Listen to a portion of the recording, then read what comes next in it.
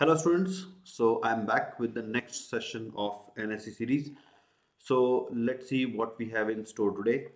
इस वीक मैं equivalent inductance की बात करूंगा जब हम उसे कैलकुलेट करेंगे after considering mutual inductance between the coils. I'm pretty sure that you guys are aware of the formula for for the formula for equivalent inductance for a series combination of inductors and for a parallel combination of inductors. But जो मैं आज बात करने वाला हूँ ये in all likelihood तुम लोगों को नहीं पता होगी, और पता होगी या नहीं ये चीज़ अभी चेक कर लेते हैं. मैं कुछ क्वेश्चंस दिखाऊंगा अभी, तुम उन क्वेश्चंस को अटेम्प्ट करके देखना. And if you are able to do those questions then you don't need to watch this session, और अगर वो नहीं हो पाते हैं तो फिर ये सेशन कंटिन्यू करना. तो आज के सेशन का फ्लो कैसे रहेगा, सबसे पहले मैं वो क्वेश्चंस दिखाऊंगा जो हम इस सेशन में कवर करने वाले हैं. फिर मैं उन्हीं क्वेश्चंस के आंसर दिखा दूंगा. तुमसे एक्सपेक्टेशन ये होगी कि जब मैं क्वेश्चंस को डिस्प्ले करूं तो तुम वीडियो को पॉज करो, उन क्वेश्चंस को अटेम्प्ट करो, अपना आंसर निकालो और फिर नेक्स्ट क्वेश्चन पे मूव करो. उसे देखो, वीडियो को पॉज करो, उसे सॉल्व करो एंड नेक्स्ट क्वेश्चन में मूव करो. इस तरह करके जब तुम सारे क्वेश्चन अटेम्प्ट कर चुके हो और अपना आंसर निकाल चुके हो तो उसके बाद फिर मैं आंसर्स दिखाऊंगा and you can check whether the answers that you have got they are correct और नॉट. ठीक है, और उसके बाद फिर मैं थ्योरी पढ़ाऊंगा और उसके बाद फिर हम इन्हीं क्वेश्चंस को सॉल्व करेंगे. So let me first show you the questions that we are going to cover in today's session. So this is the first question. You can now pause the video and you can attempt this question and you can be ready with your answer. Assuming that you have done that, I am showing you the next question now. So this is the next question that we are going to cover today. Again, you can pause the video and you can attempt these questions. And now we are going to the third question. So this is the third question that we are going to cover today. And again, you can pause the video and you can attempt these question. ठीक है, अब मैं इन्हीं तीनों questions के answer दिखा देता हूँ. तो इन तीनों क्वेश्चंस के जो आंसर्स हैं वो हैं ये. फर्स्ट क्वेश्चन का आंसर है 30 मिली हेनरी, सेकेंड क्वेश्चन का आंसर है 10 मिली हेनरी और थर्ड क्वेश्चन का आंसर है 42.6 मिली हेनरी. ठीक है, तो अब ये देखते हैं कि इन क्वेश्चन को हमें सॉल्व कैसे करना है. तो फर्स्ट टू क्वेश्चंस जो थे वो सीरीज कॉम्बिनेशन ऑफ इंडक्टर की बात कर रहे थे, और नेक्स्ट टू जो थे, सॉरी नेक्स्ट क्वेश्चन जो था वो पैरेलल कॉम्बिनेशन ऑफ इंडक्टर की बात कर रहा है. तो let's see what do we have in store. ठीक है, तो हम पहले बात करेंगे सीरीज कॉम्बिनेशन ऑफ इंडक्टर्स की. ठीक है, तो सीरीज कॉम्बिनेशन का हम डिस्कशन करना चाहते हैं. अब ध्यान से देखो. ठीक है, what you probably already know is this, that if there are two inductors which are connected in series L1 L2, all right, between 2 points, let's say x and y. तो x and y के बीच में अगर हम एक single inductor मानना चाहें, ठीक है, तो उस सिंगल इंडक्टर की जो इंडक्टेंस होती है वो हम लेते हैं L1 plus L2. I think that you I should be aware of this. But अगर ये अवेयर हो इससे तो फिर इसके साथ एक और चीज़ तुम्हें याद रखनी चाहिए कि ये रिजल्ट तब वैलिड होता है when these inductors are far apart from each other, far enough जिससे कि हम ये कह सकें कि ये इनका म्यूचुअल इंडक्टेंस जीरो है, यानी कि ये आपस में एक दूसरे को अफेक्ट नहीं कर रहे, तब हम ये कह सकते हैं. ठीक है, लेकिन व्हाट इफ इनके बीच में जो म्यूचुअल इंडक्टेंस है वो भी हमें m गिवन हो. ठीक है, यानी कि ये पास पास रखे हुए हैं अगर, ठीक है, ये अगर पास पास रखे हुए हैं तो ये एक दूसरे को अफेक्ट करेंगे. ठीक है, तो ऐसे केस में फिर हम म्यूचुअल इंडक्टेंस कैसे निकालें. ठीक है, तो we are going to consider such a case. So let's begin. ठीक है, तो सॉरी, हाँ, तो अब हम ये मानेंगे कि हमारे पास एक इंडक्टर है L1 और एक और इंडक्टर है L2 and they are kept near by each other. ठीक है, अब यहाँ पे ना एक बात बहुत इंपॉर्टेंट है, समझने की बात है कि इन दोनों इंडक्टर्स को जब हम सर्किट में लगा रहे हैं तो हम इस तरह से लगा सकते हैं कि L1 में जो करंट पास करेगी उस करंट की वजह से जो फ्लक्स प्रोड्यूस हो. ठीक है, L2 में जो करंट पास करेगी या L2 की वजह से जो फ्लक्स आएगा वो L1 के फ्लक्स में ऐड भी हो सकता है और L1 के फ्लक्स का के ऑपोजिट भी हो सकता है. ये हमारे ऊपर डिपेंड करता है कि हमने इंडक्टर को कैसे लगाया. वी कैन इजीली एंश्योर कि L1 के अंदर दोनों फ्लक्स ऐड हो जाए. कौन से दोनों फ्लक्स? जो L1 खुद प्रोड्यूस कर रहा है, ठीक है, और जो L2 प्रोड्यूस करेगा. ठीक है, वो दोनों ऐड भी हो सकते हैं, उनका का डिफरेंस भी आ सकता है. तो जब दोनों ऐड हो रहे होते हैं तो हम कहते हैं कि the inductors are adding each other. ठीक है, और जब डायरेक्शन ऑपोजिट होती है तो हम कहते हैं कि the inductors are opposing each other. अब इस सर्किट डायग्राम को देख के ये जज करना मुश्किल होता है या ये नहीं बताया जा सकता है कि इनके फ्लक्स एड कर रहे हैं अपोज कर रहे हैं। तो इस क्लैरिटी को लाने के लिए क्या किया जाता है, इंडक्टर के ऊपर एक डॉट बना दी जाती है एक एक एंड पे। तो अगर मैंने जैसे सिमेट्रिकल डॉट्स बनाई हैं, ठीक है, जैसे जो डॉट मैंने यहाँ पे बनाई है वही डॉट यहाँ पे बनाई है अगर, ठीक है, अगर ऐसा है तो हम कहेंगे कि ये इंडक्टर्स एक दूसरे को एड कर रहे हैं। ठीक है, तो right now the inductors are adding each other and what we want to know कि एक्स और वाई के बीच में अगर हम एक सिंगल इंडक्टर लगाना चाहें तो उस इंडक्टेंस की वैल्यू क्या होगी। ठीक है, जैसे ये पॉइंट अगर एक्स है तो मैं अब भी अगर ये कहता हूँ कि मैं एक सिंगल इंडक्टर लगाना चाहता हूँ, ठीक है, तो उस इंडक्टर की वैल्यू क्या होगी ये हम जानना चाहते हैं। तो लेट्स डिराइव द रिजल्ट। तो हम क्या करेंगे, हम ये मान लेंगे कि यहाँ पे आई करंट फ्लो कर रहा है, तो फिर यहाँ पे भी आई करंट फ्लो कर रहा होगा। ठीक है, अब अगर यहाँ पे आई करंट फ्लो कर रहा है तो कॉइल वन में जो फ्लक्स पास करेगा, ठीक है, उसको हम L1 वन इंटू आई भी लिख सकते हैं और उसको हम M इंटू आई भी लिख सकते हैं। ये बात देखो आ रही है समझ में। ठीक है, दोनों की वजह से फ्लक्स पास करेगा और क्योंकि मैंने एडिंग वाली सिचुएशन मान रखी है इसलिए मैंने प्लस कर दिया है। ठीक है, इसी तरीके से फाई टू को हम जब लिखने जाएंगे तो फाई टू को हम लिखेंगे L2 इंटू आई प्लस एम इंटू आई। ठीक है, अब अगर मैं एक्स से वाई तक ट्रैवल करते वक्त वोल्टेज चेंजेस को लिखूं तो मैं लिखूंगा V X minus D phi one by D T minus D phi two by D T is equals to V Y, ये लिखेंगे हम। ठीक है, तो ये क्या बन जाएगा, ये बन जाएगा वी एक्स माइनस, अब देखो L और M को कांस्टेंट है तो डी फाई का डेरिवेटिव ये बेसिकली बन जाएगा L1 plus M into D I by D T. ठीक है, इसी तरीके से D phi two by D T क्या बन जाएगा, ये बन जाएगा L2 plus M into D I by D T. ठीक है, is equals to V Y. और इसी को फिर हम नेक्स्ट स्टेप में लिख सकते हैं वी एक्स माइनस ऑफ, ये बन जाएगा L1 plus L2 plus two M into D I by D T is equals to V Y. ठीक है, और अगर अब मैं यही इक्वेशन इक्विवेलेंट सर्किट को देख के लिखूंगा तो मैं लिखूंगा V X minus L equivalent into D I by D T is equals to V Y. अब अगर तुम इन इक्वेशंस को कंपेयर करो, जैसे इसको इक्वेशन नंबर वन और इसको इक्वेशन नंबर टू कह देते हैं, अगर इन दोनों को कंपेयर करें तो it is easily visible that L equivalent will be L1 plus L2 plus two M. ठीक है, तो ये फॉर्मूला है जो तुम याद रख सकते हो कि अगर इंडक्टर सीरीज में कनेक्टेड हैं, ठीक है, और वो एक दूसरे को एड कर रहे हैं तो L इक्वलेंट की वैल्यू आएगी L1 plus L2 plus two M. ठीक है, इसी तरीके से ये वाला तो हमने एडिंग वाले केस का बना दिया है। ठीक है, अगर अपोजिंग होगा तो क्या करेंगे, अपोजिंग होने पे बस तुम्हें कुछ नहीं करना होता है, एडिंग के लिए जो भी तुमने फॉर्मूला निकाला होता है उस फॉर्मूले के अंदर m को माइनस एम से रिप्लेस कर देना होता है बस। ठीक है, तो ये हो जाएगा L1 plus L2 plus two times of minus M which actually becomes L1 plus L2 minus two M. ठीक है, तो ये बन जाएगा अपोजिंग वाली सिचुएशन का फॉर्मूला। ठीक है, अब नोटिस करो कि जब हम इंडक्टर्स को, जैसे हम सीरीज कॉम्बिनेशन के लिए सिर्फ इक्विवेलेंट वैल्यू को L1 प्लस L2 कब कहते हैं, जब हम कहते हैं कि the inductors are far apart so that their mutual inductance become zero. यानी कि ये फार्मूला जो है ये ज़्यादा जनरल फार्मूला हुआ और इसी का स्पेशल केस ये वाला फार्मूला होता है जो हम L इक्विवेलेंट का L1 प्लस L2 लिखते हैं।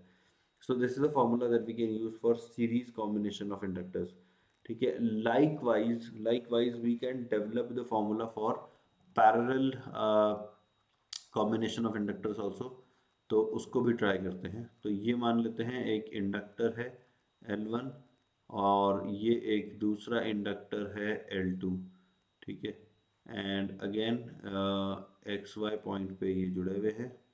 ठीक है, हम इसका इक्विवेलेंट इंडक्टेंस निकालना चाहते हैं, हमको क्वेश्चन में एम भी दे रखा है और अगेन मान लेते हैं कि ये एक दूसरे को ऐड कर रहे हैं। ठीक है, एडिंग सिचुएशन मान लेते हैं। तो अब हम क्या लिखेंगे, देखो हम कहेंगे कि चलो हम एक्स वाई पॉइंट के बीच में एक सिंगल इंडक्टर मान लेते हैं। ठीक है, एक्स वाई पॉइंट के बीच में एक सिंगल इंडक्टर मान लेते हैं जिसकी वैल्यू एल इक्विवेलेंट है।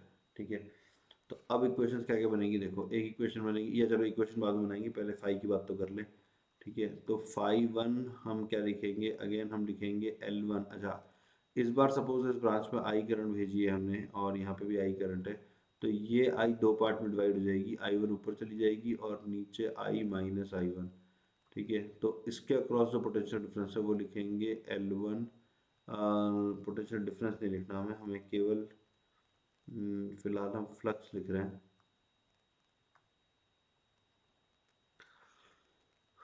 तो फ्लक्स हो जाएगा L1 इंटू I1, इसी तरीके से M into current passing through the other inductor which is I minus I1। ठीक है, तो ये फाई वन की वैल्यू बनेगी। सिमिलरली अगर हम फाई टू की वैल्यू बनाते हैं तो फाई टू की वैल्यू बनेगी L2 into the current passing through L2 which is I minus I1 and then M into I1। ठीक है, तो ये हमने फ्लक्स लिख दिया है। सेकंड में से फ्लक्स लिख रहे हैं तो सेकंड का खुद का कंट्रीब्यूशन ले रहे हैं और फिर म्यूचुअल इंडक्टेंस का कंट्रीब्यूशन ले रहे हैं। ठीक है, अब अगर हम इक्वेशन बनाएंगे तो हम क्या क्या इक्वेशंस बनाएंगे। देखो, एक हम बनाएंगे V X minus D five,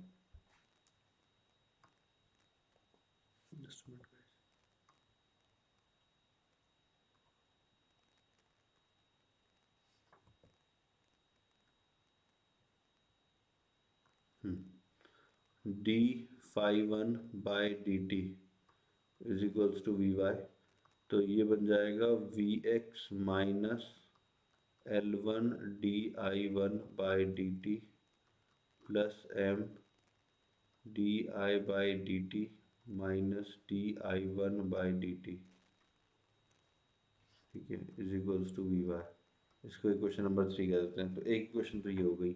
ठीक है, अब इस इक्वेशन में देखो D I one by D T भी आ रहा है और D I by D T भी आ रहा है। जब मैं इक्वलेंट की इक्वेशन बनाऊंगा तो वो बनेगी V X minus D I by D T into L equivalent is equals to V Y. तो यहाँ पे हमें D I by D T दिख रहा था, यानी कि इक्वेशन नंबर 3 में भी मैं सब कुछ D I by D T की टर्म्स में लाना चाहूँगा, यानी कि D I one by D T को मैं एलिमिनेट करना चाहूँगा। तो उसको एलिमिनेट करने के लिए इस वाले लूप के अंदर लूप इक्वेशन बना देते हैं।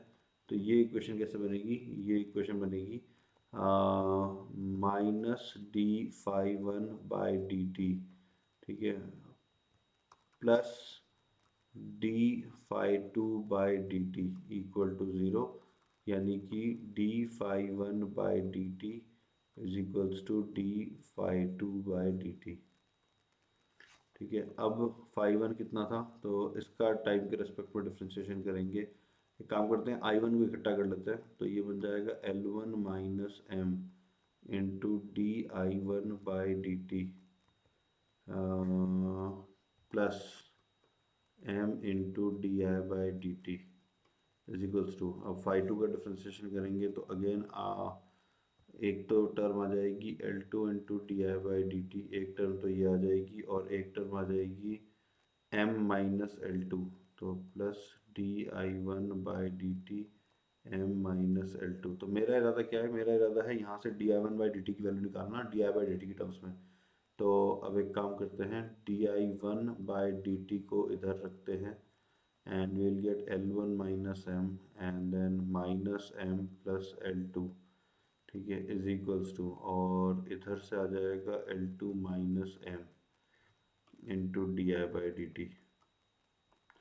ठीक है, तो यहाँ से हम कह सकते हैं कि D I one by D T into L one L two minus two M will be equal to L two minus M into D I by D T.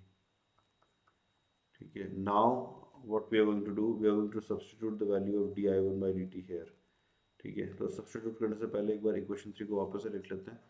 So equation 3 थी V X minus L one, ठीक है, और D I one by D T का coefficient देखो minus M भी है, तो ये माइनस था प्लस था, हाँ माइनस, ये भी माइनस, तो L one plus M into D I one by D T,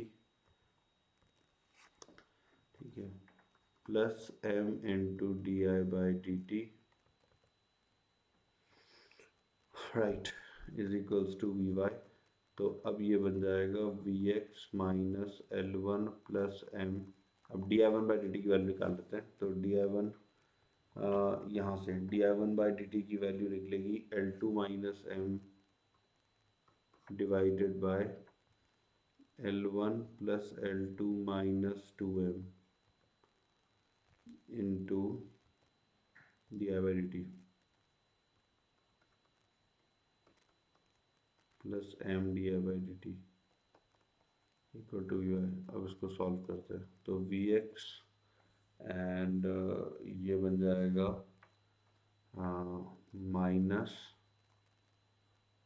देखो L one L two minus M L one plus L two minus M square upon L one plus L two minus two M plus M, नहीं plus M नहीं आएगा, minus M आएगा यहाँ पे।